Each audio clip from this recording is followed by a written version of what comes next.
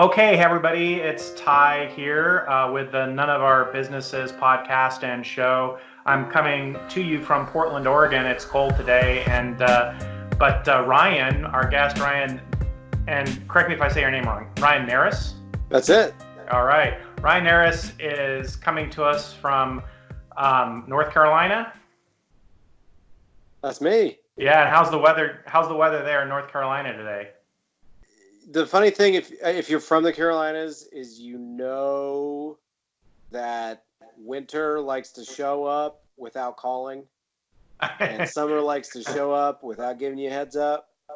So it's in the 60s today and rainy, and later this week it's going to be in the 30s, possibly in the 20s. It is a whole hot mess. We get 4 seasons. It's awesome. I love it in the Carolinas, but oh man, is it a roller coaster. Yeah, that sounds, yeah. I mean, Portland, I feel like is like that a little bit, but that sounds much more volatile than we have. Oh yeah. Well, let me tell for our guests, let me tell you all a little bit about Ryan. Ryan is the co-owner of Archimedes Group. He's early on in his 20s, he started without any money or experience. He didn't have a network. And he found some creative ways to make money in the explosive housing market. Ryan is producing other podcasts himself. One of his podcasts is called The Mobile Home Parks in Real Life. And one of the things that he likes to talk about is how he escaped from being stuck in corporate America and what he's doing now. And he wants to help others gain their own independence as well. So again, welcome, Ryan. Thanks for doing this with us. I'm pumped, and I really hope I can inspire some folks. As well as hope teach them a little bit too, because like I mentioned before we started recording, I have nothing to sell. I'm not doing this for any other reason than to help others escape and chase their dreams too. So hopefully they can go and make the world a better place, like I try to every single day. That's fantastic. So tell us about your current business. You say you have nothing to sell, but you are in business. So would love to hear about that. Who your customers are, what do you provide to them? What do you do? Sure. So I have in about 4.5 years purchased, or at least been a part of 12 mobile home park transactions. It's roughly 1,300 pads, over 20 million in assets. And my customers are my tenants, people who live on my communities. So I don't have anything to sell, at least over the internet. So I don't have a training course or anything like that. So when I say I don't have anything to sell, what I am selling and what keeps my business afloat is the pads that I rent, the land lease and then I own some mobile homes too. So we rent those out. That's where my gross revenue comes from. But my reason for going on a podcast like this, again, isn't to like sell some product or anything. I am strictly a self-made real estate person. And yeah, I hope there are some other listeners who maybe too also want to be self-made real estate folks. Is it just the pads that you rent out, or do you also rent mobile homes that go on them as well? So I do both.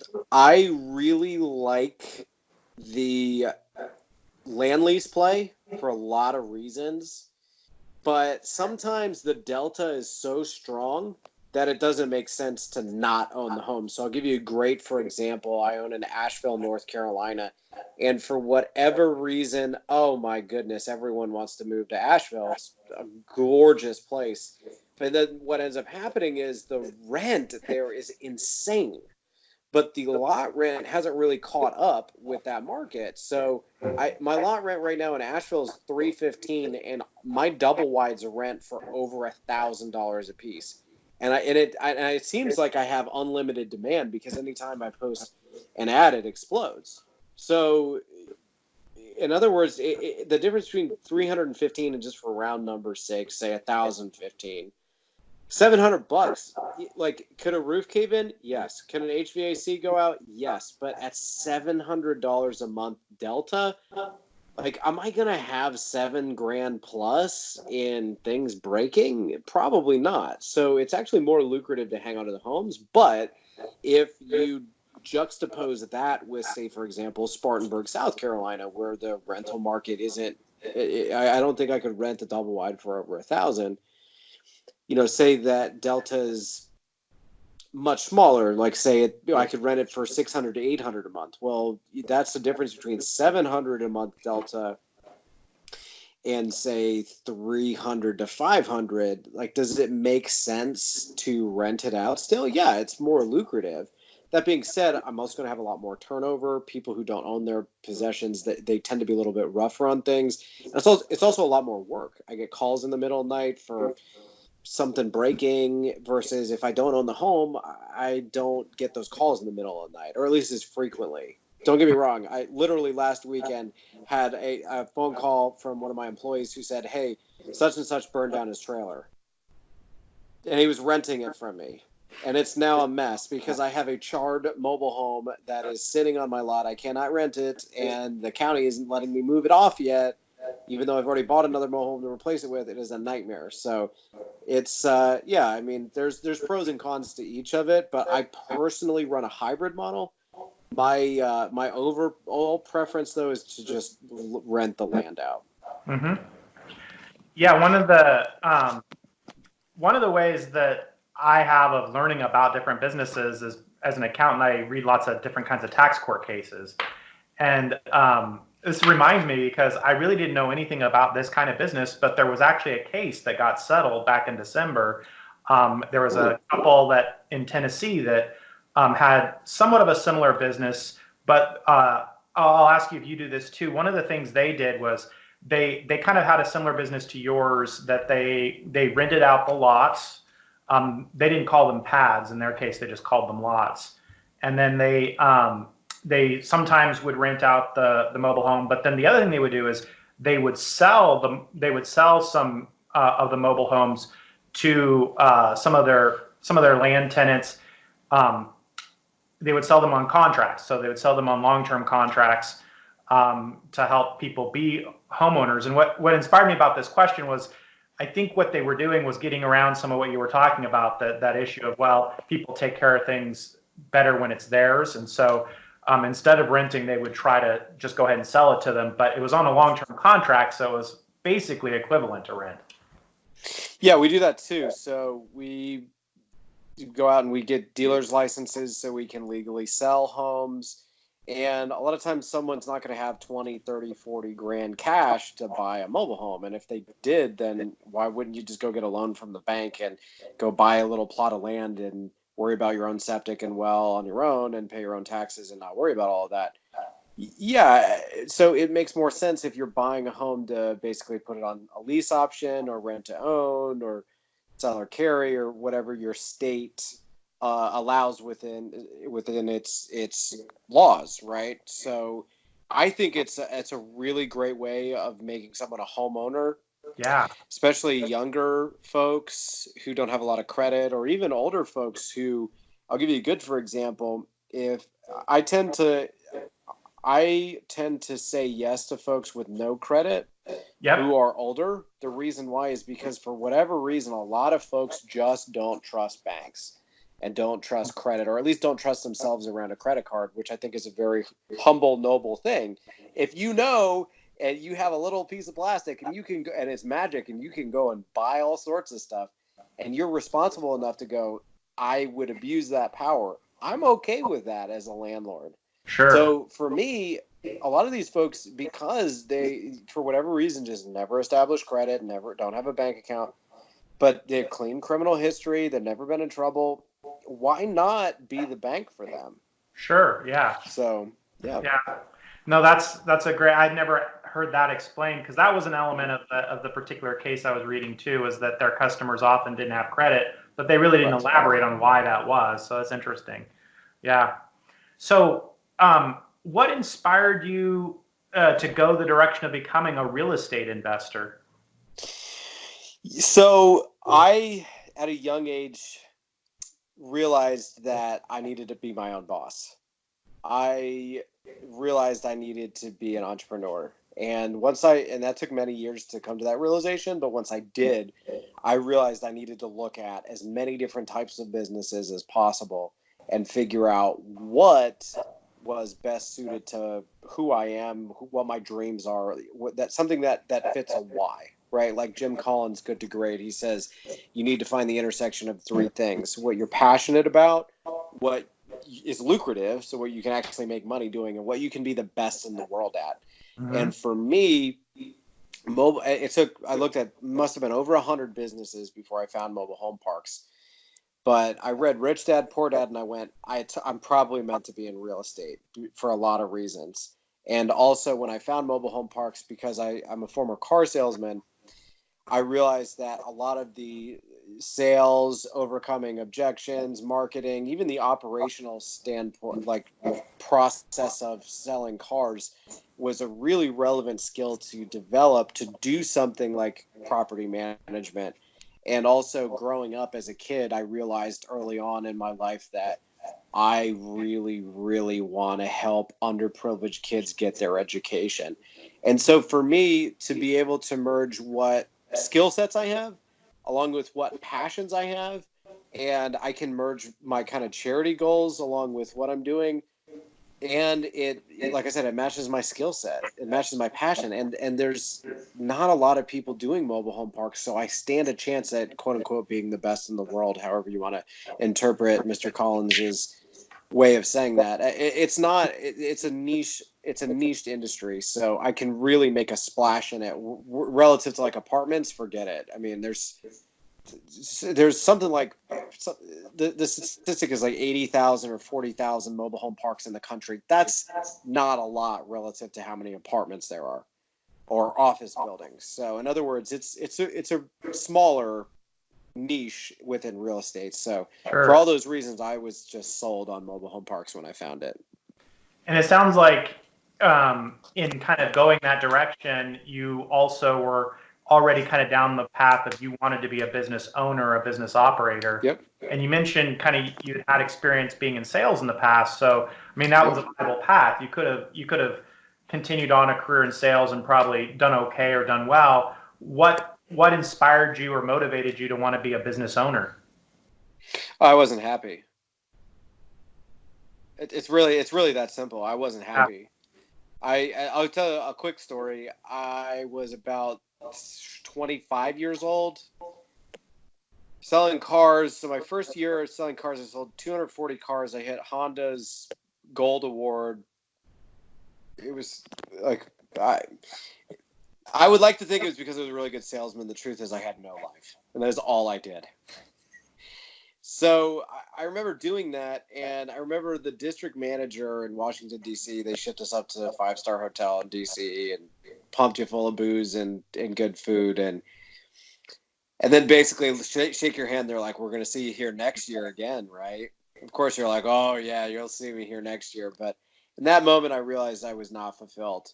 I had sold just an absurd number of cars, basically 20 cars a month for a whole year. I didn't take a day off in July of that year. I worked every single day, and I just you get to the top of the mountain, and I'm just I'm bored. It's not even bored. It's just unfulfilled is the right way to put it. And then at 25 years old, I sprained my ankle playing basketball. And I couldn't sell cars. And I called my boss, and I was like, I got to take a sick day. I sprained my ankle. I can't sell cars because I can't walk.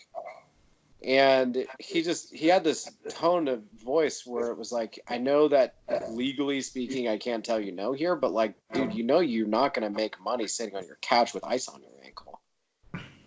I was like, you're right. And so I went out and I bought crutches, and I went and sold cars that day. Oh my gosh. I don't think I sold a car that day because I would have thought I would remember something like crazy like that. But just the sheer fact that at 25 years old, I can do that, right? And it's not a big deal because I'm young, not athletic, but like I'm healthy enough to hobble around on crutches and get the job done, right? At 65, am I going to be able to do that? No. Right. No, and if I'm spending all that time and getting a nice accolade like Honda Gold and I'm utterly unfulfilled, what am I doing? And I just realized that it was a sunk cost, and I wasn't happy. And so I just did the really, really tough thing over many, many years of introspection and go, who am I? What do I really truly want to be when I grow up? What is really going to make me happy? Not tomorrow, because I loved selling cars for about 2 years. And the last 2 years, I utterly hated it. What has got that staying power? It took a long time, but it ultimately came down to what I said right after you asked this question. I was not happy, and I was not willing to settle because X, Y, and Z. Oh, I have student loan debt. Oh, I've got a family. Oh, I've got this or that obligation. No, I'm not making excuses. I'm gonna go do me. Sure. Yeah. No, that's great. So, where's the business at today? How many people are on the team? I'm excited because I'm hiring my second full-time employee this Friday, which is awesome. But I've got a whole slew of contractors and 1099 folks. I'm my own accountant, so I did all of our 1099 stuff today, and I had to file 20 individual 1099s, which thankfully was really easy because our accounting software is awesome. So it was only a couple hours versus a nightmare when we first started our business. It just took forever to do like 6. So so we've got a lot of people on the team, so to speak. But in terms of like full salaried on payroll, just myself, Ian, my other co-business partner, and our two full-time employees, and then a bunch of folks are effectively full-time, but for whatever reason they want to stay 1099, and that's fine with me. I see.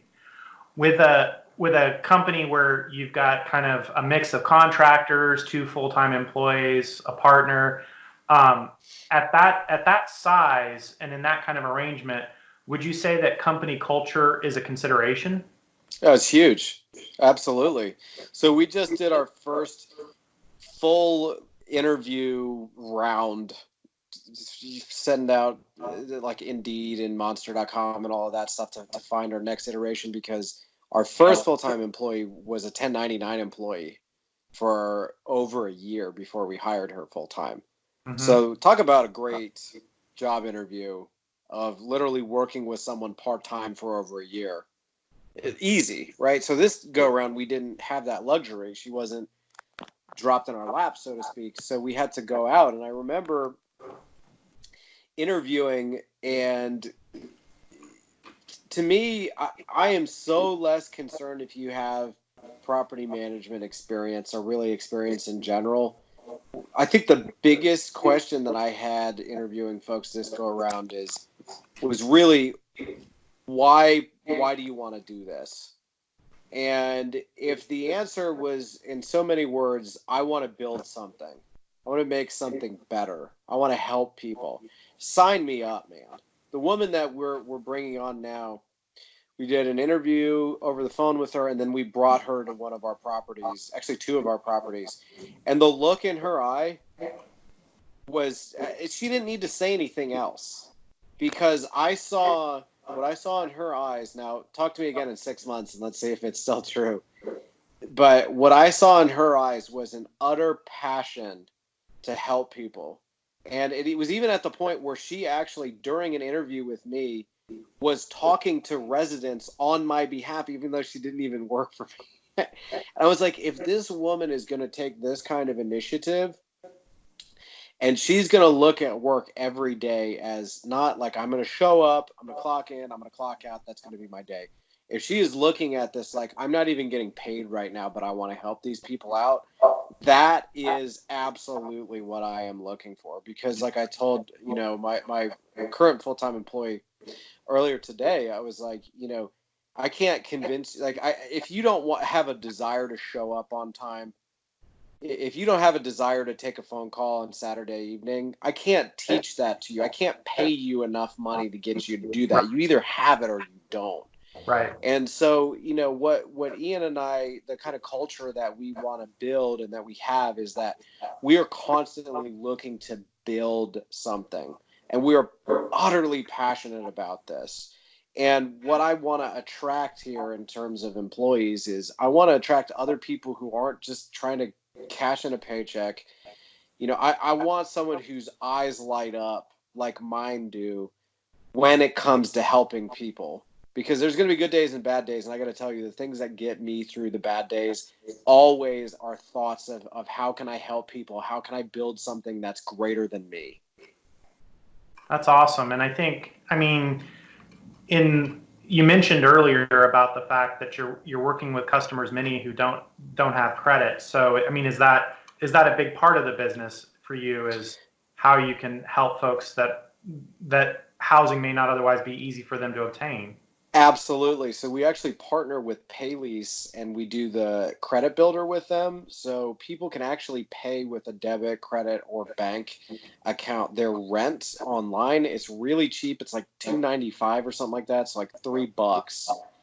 And and I can't do it for folks, but if they go on, they set up an account and everything, every time they pay, it positively reports to their credit. So that way you can literally live on my communities, pay rent, even just rent, like not even if you don't own your home. If you opt into that for $2.95 every time you pay, you are positively reporting to your credit. So I am actively giving people the ability to build their credit while they live in one of my communities. Yeah, that's wonderful. Yeah. So is your approach, not knowing your industry myself, is your approach, or is there something else about your approach that is unique and different for this industry? Oh, absolutely. So if you check out my website, archimedesgrp.com, I've got a ton of how-to videos, and I basically explain how I'm different. And the simplest way to put it is I am on my properties. There are so many people who syndicate real estate deals who go out and they put on the horse and pony show. They get people hyped, attractive investment dollars, and then they're done. And then they're on to the next acquisition. Or they hire a third party company to manage. No, I self-manage. I literally 2 hours ago was on one of my communities, signing people up myself. I literally taught myself Spanish so I could market to Spanish people too. So I'm fluent in Spanish, although it's a disaster. And the woman today who signed up and got approved, she didn't speak a word of English. And, you can say all you want.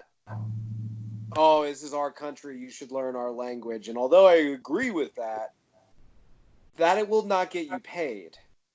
So while you're like, oh, you should learn our language, that's fine. Good. Keep saying that. You know why? Because I'm going to keep getting better at Spanish, right, and I'm going to make money where you're not.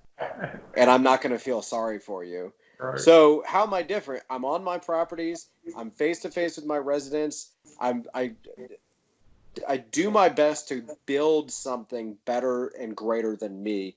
And I'm my own accountant and everything. And I'm slow as I grow, I'm slowly starting to outsource more. But what I'm looking to do is to grow slowly, sustainably, and organically rather than raise $20 million in a fund and go and buy as many mobile home parks as possible.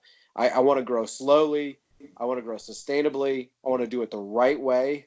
And I hate to say, but there are a lot of people in my space that engage in slumlord type behaviors and go for high risk, quick acquisitions. And I'm operations focused, not just finance and syndication focused.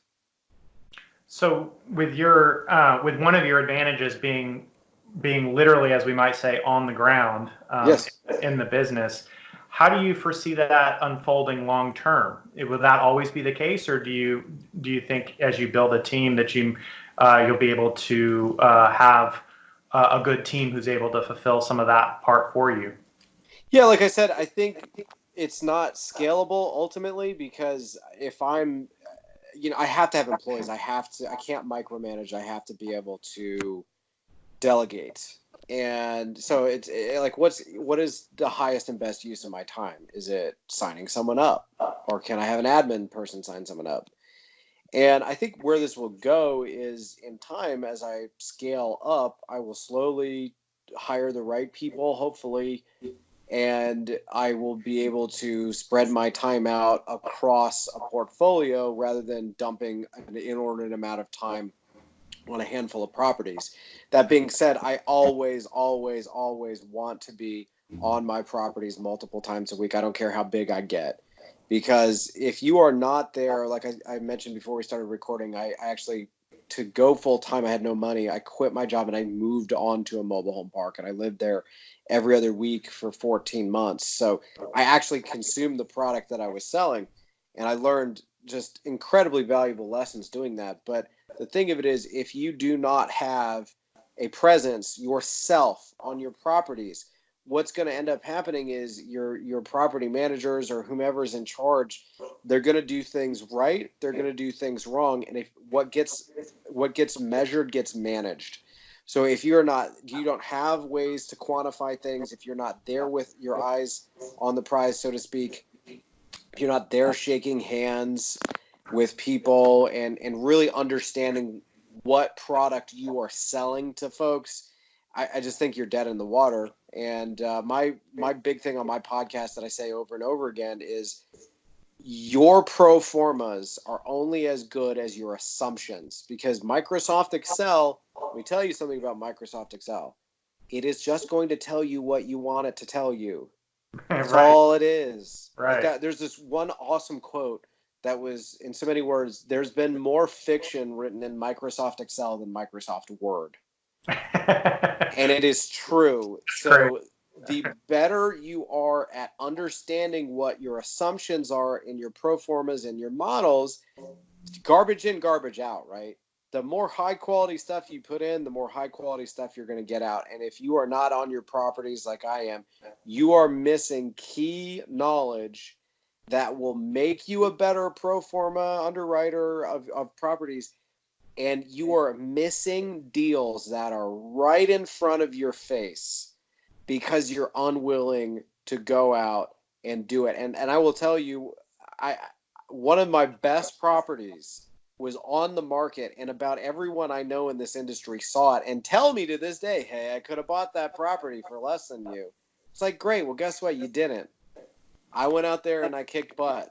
And I've got another property under contract right now. We'll see if it closes. But if it does, it's another property that's been on the market for a long time that people keep passing over. The reason why I see something that others don't is because I've lived on my properties before. I've got a wonderful blow-up mattress. I'll do it again. That is why I think I am different. And that's a part of my story and who I am and the business that I've built that I never want to let go of. Well, I want to thank you for your time, and thanks for this opportunity to talk. This has been great, and I think our viewers and our audience are really going to appreciate hearing what you've had to share today. Thank you.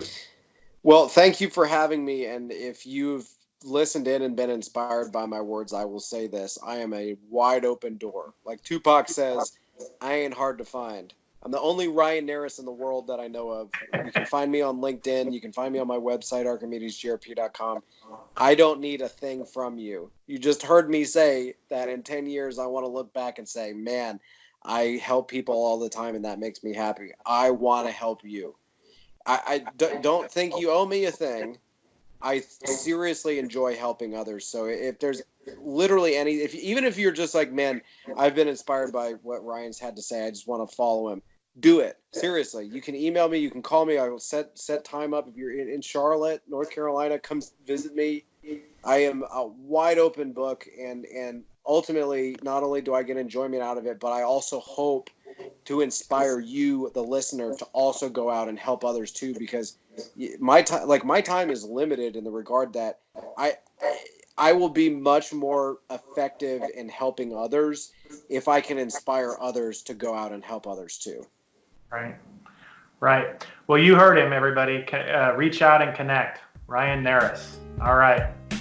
My topic comes from a tax court case that was just decided this December. The publication of the court case came out on December 11th. And before you tune out and you think, oh, this is going to be totally just technical boring. Yeah, there'll be some technical accounting stuff here, but also there's a family story behind this, which is interesting. And so I'm going to title this talking about what happens when you're selling mobile homes and the land that the homes are on, and why that could be tricky tax business. So just to give you guys a quick briefing, and then we can kind of see what kind of questions this brings up for you guys. There was this family. It's called the family name is the Joyner family, and they owned and operated a mobile home and basically a real estate business that sells land and land with mobile homes on it.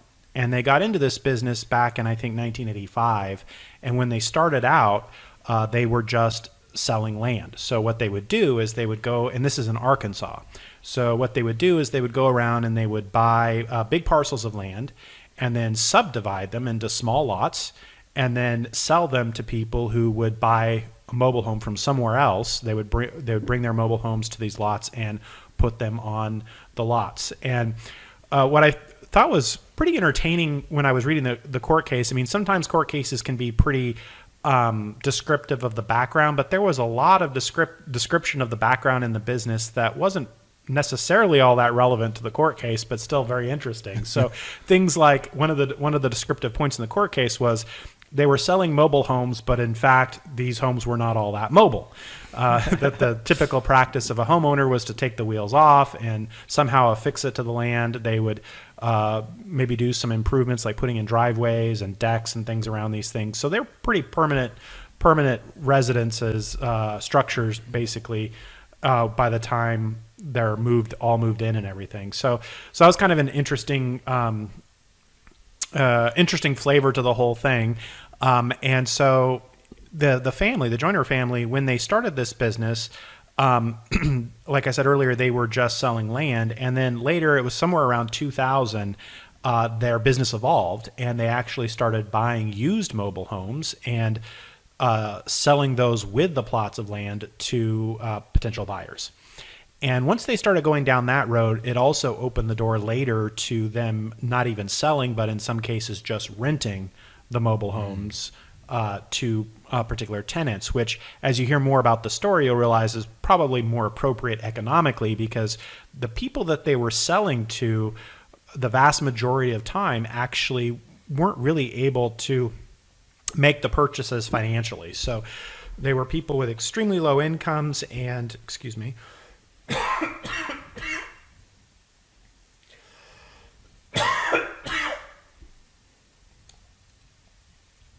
we'll cut that part out. Or leave it in. Yeah. For the blooper reel. I don't know. Ty gets all choked up of talking about these low-income housing. People getting screwed over by the Joyner family, right? Yeah, so I'll come back and maybe I need one more drink here. In 3, 2, 1. So their business model evolved to them selling the mobile homes, and it also evolved them to renting these mobile homes, and that actually makes some sense economically, because it turned out that when they would sell the mobile homes, the vast majority of time, they were selling to people who had low income and were very high credit risks, and so people who often, it would be known ahead of time, they probably couldn't make all the payments on the sale. And so the way they would do this is they would, and still do it for as far as I know, I mean, they're still in business, and that's what's so interesting about this case is just the business aspect of it, right? So what they would do is, or what they do is, with each buyer, they have 2 contracts. They have a purchase and sale agreement of the mobile home with the land, and then they have a note payable. And because their buyers can't even afford a down payment, they never collect a down payment. And they would set up the note with very loose terms. They don't even they don't really state the interest rate or the exact payment terms in the note, just that it's owed. And then what they do is they come up with some kind of payment plan that the buyer can afford, essentially. And the article was saying something about how, or the tax court case itself was saying something about how those payments could range anywhere from $100 to $700 a month. So just wide variation depending probably on the value of the property itself, that particular mobile home, and what that person can afford, right? Probably more on the latter, don't you think? Well, yeah, I'm sure that was a big thing. And there was discussion in the case how the family is well respected in the community, and they really had a sense that they're providing housing for low income folks, and so and they were known and liked in the community for their work in that area. And then these mobile homes that they would sell, they would buy them used, and the costs were interesting. So as of 2008, for example, the court case wasn't about 2008. The tax years in question, the IRS had audited the years 2010, 11, and 12. But the court case provided a lot of background before then, and some of that background had flavor like in 2008, they were able to buy these used mobile homes for like $11,000 on average, which they cited was less than half of what they would have to pay for the same kind of mobile home used back in 2002. As we know, 2008 was the financial crisis, right? So they were making a point about how the financial crisis had hit Arkansas as well, and that it affected the mobile home industry there, and what that resulted in for this family who formed a partnership. So from a tax technical standpoint, they ultimately formed a family limited partnership, which is how they were operating this business. This family was able to buy mobile homes starting in 2008 really cheaply, and then sell them or rent them to their customer base. Well, what happened for tax purposes, what's interesting from an accounting standpoint is how they accounted for all this, because on one hand you look at it and you say, well, what are they doing from an economic standpoint? Are they selling property or are they just renting property? Because they had some contracts that were structured clearly as just rent, right? So that one was obvious. The sale of land was a little more clear because it was they had never gotten to a scenario where they had sold just a plot of land and then repossessed the land. But in the scenarios where they were selling mobile homes with the purchase contract and the note contract, the purchase contract for the sale of the mobile home had in it a clause that said that the sale was not complete and could be rescinded if they defaulted on the note, which kind of makes sense, right? Sure. And in fact, the vast majority of people did default on the note, which starts to kind of bring that's where my question comes up of, well, are they really renting, or is it really a sale, or is it really just renting something in disguise, making people feel like they're buying something, but in fact it's really economically just a rental arrangement, right? Right. And that drove the tax problem, because what happened is when they started their business and they were just selling land, they took two fundamental tax positions. One was that they could use what's called the installment method for selling the real estate property, the land. Now, that's very common in real estate, and what the installment method does is it allows you to get a note for selling a piece of property and not have to pay and not have any gain on that initial sale. You don't have to report the gain and pay tax on it until you actually collect cash on the note. And under the installment method, the way it works is you have a little bit of gain every time you collect cash. So every cash payment you get, some of it is recovering your cost, or what we call your tax basis in that property, and some of the cash payment is considered to be gain. So effectively, mathematically speaking, what this means is whatever the gain would be on selling that property, if they were to get the full value of the note, is spread out over the term of the note. They're recognizing some amount of taxable income every year as they collect cash, which kind of makes sense. And there's a code section 453 and a tax law that governs the use of the installment method. And so when they first started and they were selling land, this is what they did. Now, one of the tricks in the installment method, though, or one of the tricky parts of the installment method, is you cannot use the installment method if you're a dealer in property, because you can't use the installment method for what would be considered your inventory. You can only use the installment method for other property and equipment that you might have, which almost all the time we're talking about real estate, real property that isn't considered inventory, or you're not considered a dealer of that real estate. So those places like Aaron's or Rent-A-Center and all those, their accounting is not done on an installment sale basis. Probably not. Yeah, exactly. Yep. And so then where they got into a little bit of trouble with the installment method was when they started the business of actually selling the mobile homes, the used mobile homes with the land, they never changed their methodology. So they just kept using the installment method for those sales as well. So at this point, once they started selling used mobile homes, they actually had three different revenue streams, right? They had, or income streams. They had selling just land, they had selling land with the mobile home, and they had rent. And rent was obvious, right? They just reported the rent when they collected it in cash. But the selling the mobile home with land, they reported the same way they had sold land only. They reported on the installment method, which the IRS took exception with. So the other thing that they did was, when they first started and they were selling land, the other key tax position was they put themselves on a cash basis, and they were permitted to be on a cash basis. They were qualified to be on a cash basis. Now, there is kind of what I think is a little bit of an obscure tax law that says that if your method of accounting doesn't clearly reflect income, the IRS has the authority to force you to use an alternative method of accounting that clearly reflects income. So even though they met the statutory requirements of being on the cash basis when they first started, there's always this theoretical looming idea that maybe the IRS could claim that it would be better for you to report on an accrual basis and force it. I've actually never seen that happen in real life, but the IRS actually tried it in this case. Wow. So, and you'll hear why. The reason they tried it was because they knew they were losing on the installment sale issue. So they tried to back themselves up with the accrual basis argument.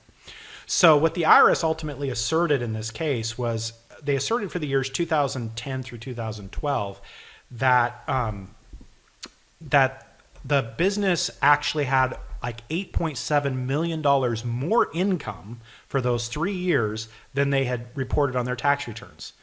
Now, here's the comparison point. The business actually only collected cash during that period of $500,000. So the IRS was trying to say that although they'd only collected cash of $500,000, they had $8.7 million of income during that period of time. Oof. And part of the way they were doing this is they were basically saying, hey, every time that you've made a sale up until 2010, and then of course for the years we're auditing, 2010 through 2012, you should have reported as income the face value of the notes you were receiving. Even though we know that as a practical point, let's pause for a second here. I think we have Liz or somebody coming in the door down there. Is that the front door? It's right there. Oh, okay. I can't see over here. It's all good now. Okay. You think we're safe, Ethan? Yeah. All right. I'll come back in. Okay. 3, 2, 1. So the IRS was claiming that they had $8.7 million of income, even though they only had cash flow of $500,000. And it was based on the face value of these notes, even though it was very obvious that they would never collect the face value of these notes, right? And so that was what was a little bit egregious about the IRS position. So the IRS attacked in two ways. There are two fronts of attack where first, look, you can't use the installment method. And at first the IRS correctly identified that you probably couldn't be using the installment method for the mobile homes. But the IRS expanded their theory and just said, you know what, we're just going to disallow the use of the installment method across the board. Fortunately, they lost on that. So the court disagreed with the IRS, agreed with the taxpayer, and said, okay, look, IRS, you're right. They cannot use the installment method for selling the mobile homes with the land, but you can't disallow them from using the installment method on the land only sales. That's still fair to do. And what that revolved around was an argument over whether the Joyner family, whether the limited partnership as it was, whether the business was actually making any improvements to the land. So when they actually sold the land, did they make any real improvements with the intent on selling it as a residence? Mm-hmm. And even though it's clear they knew it would be a residence, the facts bore out that they actually didn't make any improvements when they sold just the land, or nothing significant anyway. And so the court said, yeah, you have to let them use the installment method for that. So the Joyners won, the taxpayers won on still being able to use the installment method for the land only sales, but they lost on the point that they could not use the installment method for the mobile home sales. Well, another interesting point about the way their accounting and their business model worked on the mobile home sales is because so many of their customers would default on the notes, what they would do is when somebody defaulted on the note, they would repossess the house, that person would presumably leave, and then they would take all the payments that had been made on the note up until that date, and they would just say, we're going to treat that all as gain on repossession. Because they had been using an installment method up till that date, those payments some of it had been profit on sale, some of it had been treated as a recovery of their cost or their original cost. But because they got the mobile home back on repossession, they couldn't say that those payments were recovery of cost because they still had the mobile home after they repossessed it, right? So then they got to this point of, okay, well, then we'll treat that as gain on repossession, that is typically, if you're using an installment method, that's what you would do, right? So the IRS, this is where the whole cash basis thing came in, right? So the IRS said, well, not only do we not think you can use the installment method, and they won on that point when it comes to mobile homes, but we also think you have to be on the accrual basis. And that's why we think that you have to take the full face value of the note into your income when the transaction is first consummated at the beginning. Mm-hmm. Even though you're not getting cash at the beginning, you don't even get a down payment, we're going to claim that as income on the mobile home sales because you got a note, and we think you should be on the accrual basis. And the IRS cited their authority under this kind of obscure law that they can restate somebody's income to a basis that they think more clearly reflects income. Now, from my perspective, I think it's questionable whether the IRS's basis of being on an accrual basis actually does clearly more reflect income. I think we can have a reasonable argument and say they're wrong about that anyway. Right. But the court sidestepped it. The court slapped the IRS's wrist and said, you may have that authority, but you missed your window to assert it. You should have asserted it a long time ago. You didn't do it, at the right time. And I didn't dig too far into that point, but they basically hammered the IRS over a technicality and said, you can't exercise that authority at this point in time in the process. So the taxpayer gets to say on the cash method of accounting, which meant that the taxpayers here did not have to take into income the value of the note when they sold the mobile home. Or at least you would think it didn't mean that, except then the IRS came back and said, okay, we'll accept they're on the cash basis, but on a cash basis, income means receiving anything that's a cash equivalent. So they claimed that the note then was a cash equivalent. Now, you guys are shaking your heads on this because you know how ridiculous that is. Because, I mean, this is not like a note from a qualified financial institution or something. No. These are people who most likely won't even pay the note. So to claim that it is a cash equivalent is just ridiculous, right? Especially when you're operating in that kind of market, like that kind of clientele. Exactly. Yeah. And that's the taxpayer did a fabulous job, a bang up job of bringing in valuation experts and other kind of experts, accountants, valuation professionals and things to basically point out that these notes really had no fair value to them, that the face value of the note was meaningless because of the market that you're talking for that exact reason. It's just like when you see all the steps the IRS went to try to get the taxpayer in this, it just feels like they were just being pernicious, Right.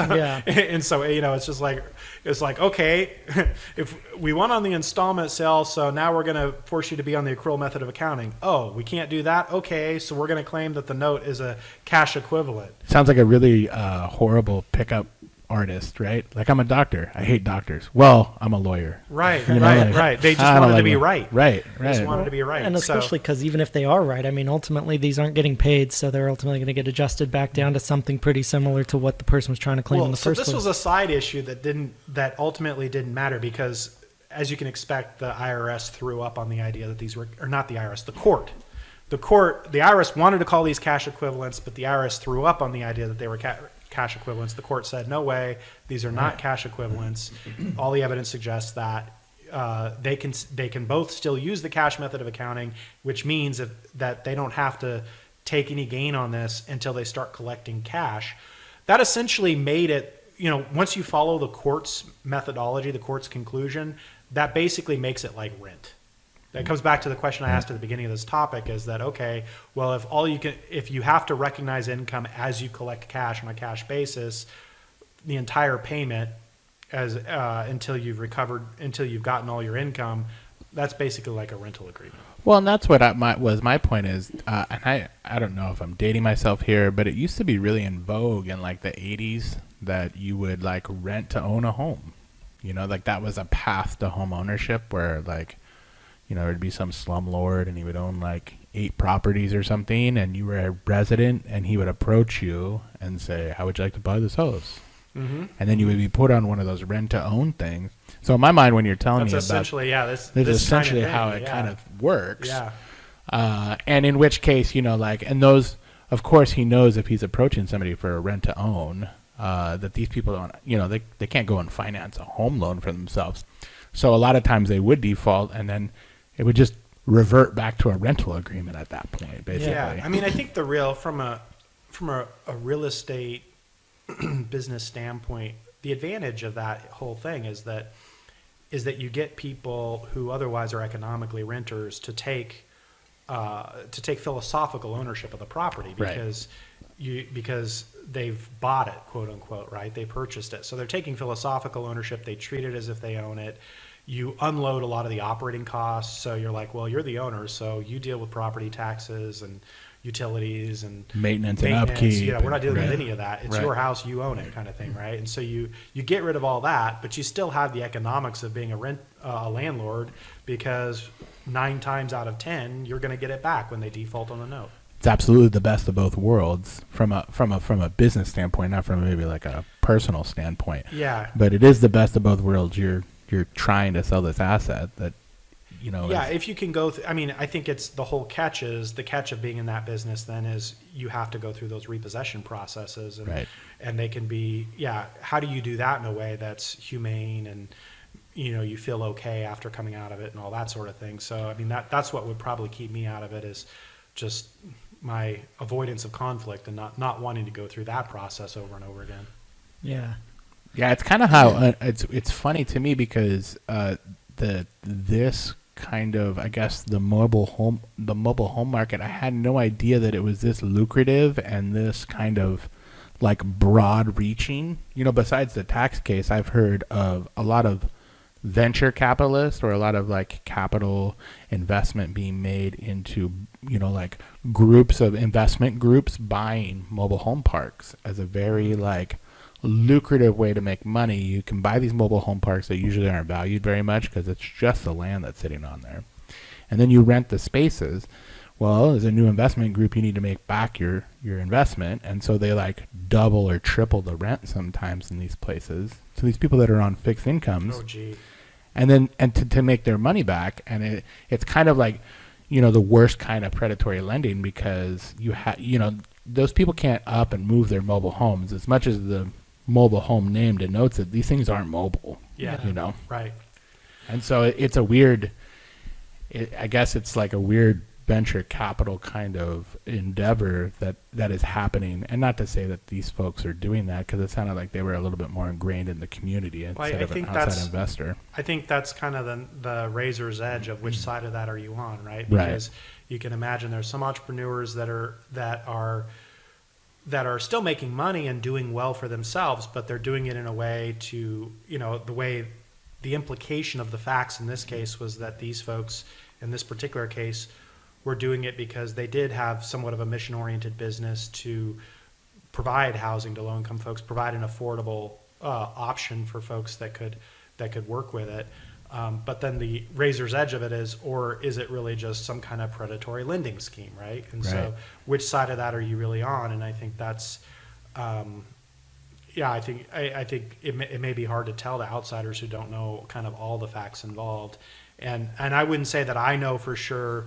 I don't know these people, and I don't know all of their business practices, but the way the court case was written up, it was clear that the court, or the clerks that work for the court, kind of thought these folks were more on the side of trying to be good citizens who provided and run a good business that provided affordable housing.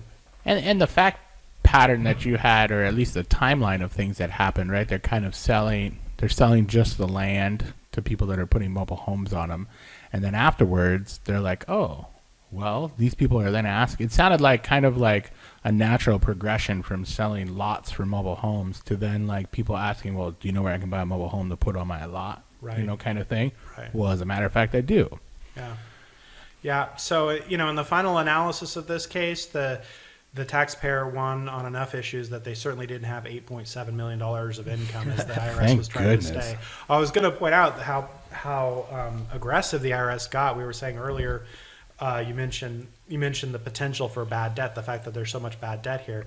The taxpayer had actually brought that up at one point and said, look, if you're going to force us to be on an accrual basis or claim that the note is a cash equivalent, then it seems like you have to allow us to claim bad debt deductions for all this worthless debt that we know isn't collectible, right? And that would be normal tax law. And the IRS was like, no, we're gonna make you pay the face value, but we're not letting you have the worthless debt deductions either. So yeah, it was. I mean, it was so crazy. Aggressive. Yeah, that's so crazy because like at the end of the day, cash versus accrual is just a timing question. It's not supposed to be this like fundamentally different where you get the two different answers over the long haul. I mean, it just sounds like that's right on. And the court even made that exact point that when you look at the facts over a long period of time, these folks have always reported all of the actual income that's ever been made. They've always, they've never made up deductions or anything like that. Their records, by all appearances, are complete. They were using qualified professionals, a CPA firm, to do all their tax returns who did this for other similar businesses in Arkansas. And so so there was a stable, there was like a large pool of like mobile home, like I guess investors. Yeah, it's an industry. Yeah, it's in certainly Arkansas, an industry nationwide, but it was an industry in that local neighborhood such that CPA had, I think they said like a dozen clients doing similar things. And in fact, the taxpayer had called the CPA as an expert industry witness. And the IRS even contested that and said, well, a dozen clients doesn't make an industry expert. But yeah, the court actually pitched back on that and was like, yeah, we find their testimony compelling. We're fine with it. So, that's awesome. Yeah. It's like, I mean, the part that's frustrating though is when you look at a situation like that where the IRS is just trying to be right and go after a taxpayer at every possible front in that way, and it's like, yeah, the only way to straighten this out was to get a court to tell them they were wrong and to make them back off, and it shouldn't be that way. And I haven't experienced that, where we are. When I've ever worked with the IRS, I've always found them to be fair-minded, and they're looking for the right answer. They're not looking to just like jam you up with a bunch of arguments. And yeah. Do you think this is one of those things like I know the IRS gets a lot of grief, and from me too, and I think sometimes rightfully so. Stuff like this causes it. Right. Yeah. But I'm wondering if this isn't like kind of like like a one bad apple kind of thing, where it's like maybe a field agent that just has a real like wet willy for giving these guys a tax bill. I think so. I mean, and it's not. I mean, and it's something that's not unique to the IRS and accounting and finance. Right. We have egos, right? And it's like we want to be right, but that can be a particular problem if it's an IRS auditor who has that under their skin. Like a philosophical axe to grind on an issue with a taxpayer, I guess. Right. Huh. That's interesting. I don't, after this story, I don't know who I have more disdain for, that California Taxing Authority or the actual IRS. I don't know. I'd say I don't feel like we need to have disdain for the IRS, but I think these are cautionary tales. No, I know. I do. Yeah. No, I don't. I was only half joking. It's a cautionary tale. It's a cautionary tale. Yes. Yeah. To our audience out there, thank you for following us, and please hit that subscribe button, hit the notification bell so that you know when we are posting new stuff. If it's on YouTube, if it's the podcast that you're listening to, subscribe and keep on downloading. We'll keep doing this as long as you keep watching and listening. All right. Thank you, everybody. Thank you. Happy New Year.